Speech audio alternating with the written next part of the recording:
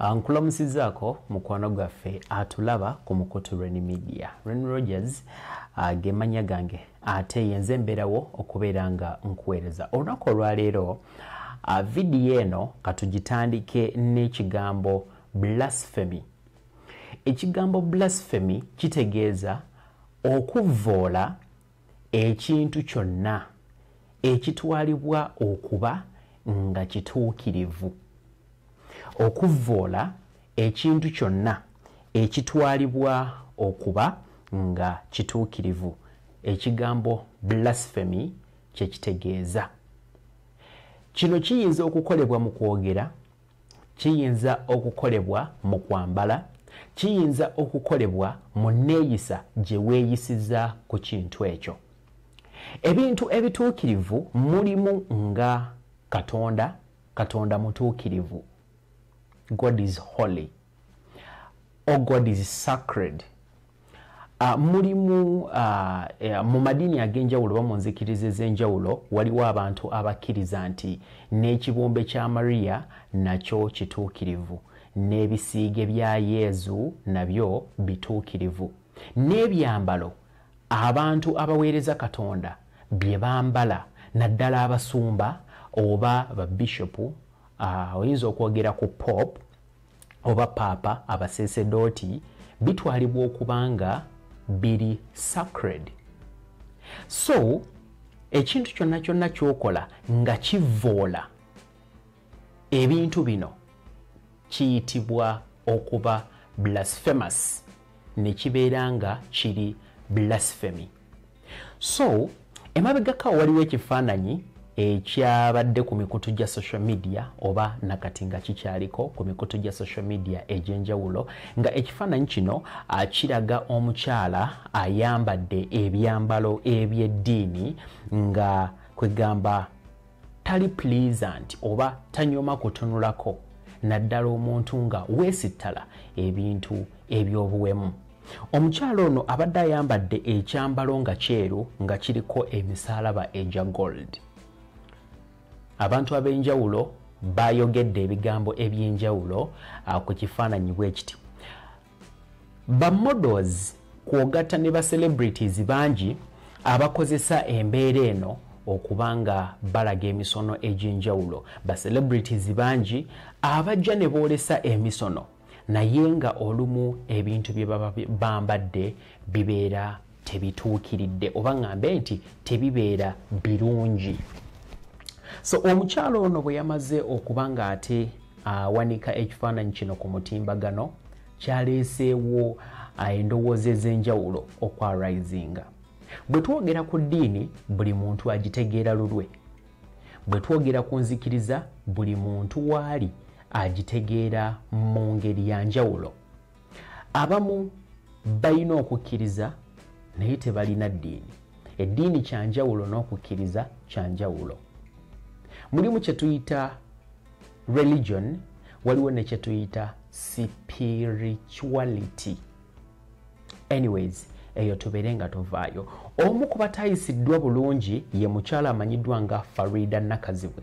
Oluvannyuma lw'okulaba ekifaananyi kino tekyamuyisiza bulungi era yagenze ku mukutu gwe ogwa Twitter n'abeerako ebigambo byawandiise.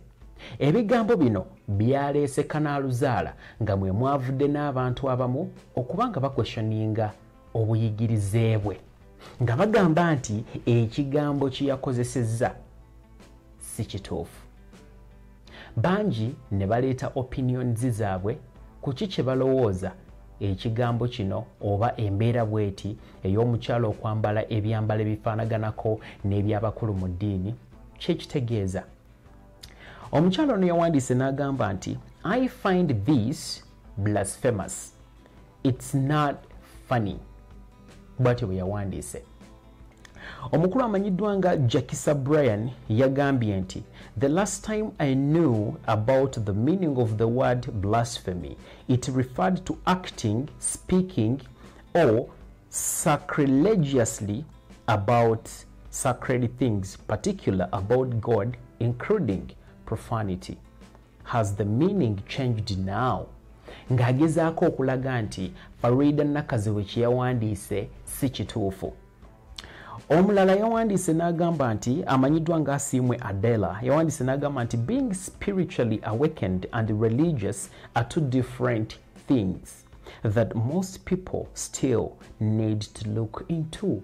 Nti okubeera nga omwoyo gwo muzuukufu nga osobola okutegeera eby'omwoyo n'okuba ng'omanya eddiini byanjawulo, abantu abasinga bye batasobola kubanga bategeera obanga baawula. Amanyiddwa nga Isaac yagambye nti you don't have evidence that God told the Pope not to marry. Nti toyina bukakafu nti Katonda yagaana Paapa okuwasa. Mu ddiini ey'Obukatoliki abasinga abakulembeze mu nzikiriza eno tebakkirizibwa kuwasa oba kwegatta mu bikolwa byonna bya mukwano. Mulimu abasista, mulimu ba brother, mulimu Paapa, mulimu abasesedooti, mulimu nekyali wange team champion omwepiskopi. Nkutumiddeko nnyo akyali wange team champion okuva ku Fresh Mission TV, nkwagala nnyo muganda wange. So abantu bano abakulu mu ddiini eno tebakkirizibwa kuwasa newankubadde okwegatta mu bikolwa eby'omukwano. Ono yagambye nti gw'okijja ku ki nti abantu bano tebalina kubanga bawasa. Ono naye akwestioninga ekintu bwe kityo. So simanyi oba gyekiri oba kirina bwe kyawandiikibwa naye tuveewaawo. Omukulu amanyiddwa nga Chris Byamugisha yawandiise n'agamba nti Christianity is not represented by a piece of cloth someone wears, but the relationship of his heart with God and his neighbor. People worried by the dress of a vain person are missing the point. God doesn't need anyone to contend for him. The battle is the Lord's. Excuse me. Ono yagambye nti eddiini ey'Obukristaayo teragibwa kyambalo bwambalo ekyambalwa omuntu, wabula eragibwa enkolagana omuntu gy'aba nayo ne Katonda we, kwogatta n'oyo mulirwanwa we.